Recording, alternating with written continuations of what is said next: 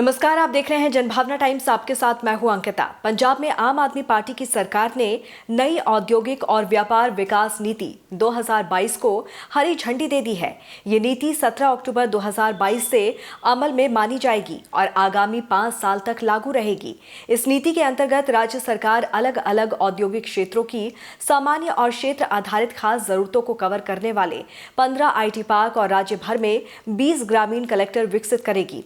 नई नीति के तहत पंजाब के मूल निवासियों को रोजगार देने वाले उद्योगों को रोजगार सृजन सब्सिडी प्रदान करेगी। इसके तहत मुख्य इकाइयों को 5 साल के लिए प्रत्येक कर्मचारी 36,000 रुपए सालाना और महिला ASC, BC और OBC कर्मचारियों के लिए 48,000 रुपए सालाना तक रोजगार सृजन सब्सिडी प्रदान की जाएगी।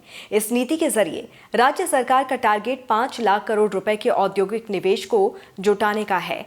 प्रदेश सरकार का मानना है कि नई नीति से राज्य में औद्योगिक विकास को बड़ा बढ़ावा मिलेगा और नौजवानों के लिए रोजगार के नए मौके भी पैदा होंगे। इस नीति के अंतर्गत प्रमुख क्षेत्रों जैसे कि बुनियादी ढांचा, ऊर्जा, MSME, बड़े उद्योग, इनोवेशन, स्टार्टअप और उद्यम कौशल विकास, कारोबार को आसान बनाने, वित्तीय और गैर वित्तीय छूट, एक्सपोर्ट प्रमोशन, लॉजिस्टिक्स, उद्यमियों के साथ संबंध और शिकायतों के निपटारे को आधार बनाया गया है।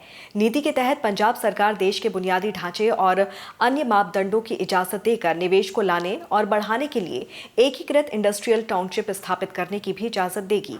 पंजाब लघु उद्योग और निर्यात निगम यानी कि PSIIC को मजबूत किया जाएगा और सभी स्टेट मैनेजमेंट सर्विसेज के लिए ऑनलाइन सिस्टम विकसित किए जाएंगे। महिलाओं, अनुसूचित जातियों और अन्य उद्यमियों पर विशेष ध्यान केंद्रित करते हुए पंजाब इनोवेशन मिशन के जरिए स्टार्टअप को बढ़ावा दिया जाएगा। इसके तहत दिव्यांग उद्यमियों, ग्रामीण पृष्ठभूमि के स्टार्टअप, महिलाओं के नेतृत्व वाले स्टार्टअप और अन्य स्टार्टअप को अनुभव और टर्नओवर के आधार पर सार्वजनिक खरीद में छूट दी जाएगी। पंजाब कौशल विकास मिशन राज्य में विशेष कौशल विकास केंद्र स्थापित करेगा और प्रमुख नियोक्ताओं के साथ साझेदारी में कौशल प्रशिक्षण सुविधाएं उपलब्ध करवाएगा।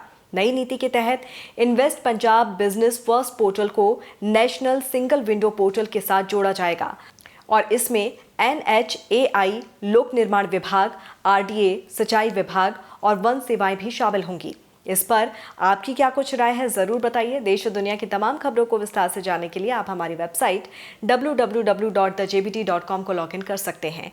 जुड़े रहिए जनभावना टाइम्स के साथ। नमस्कार।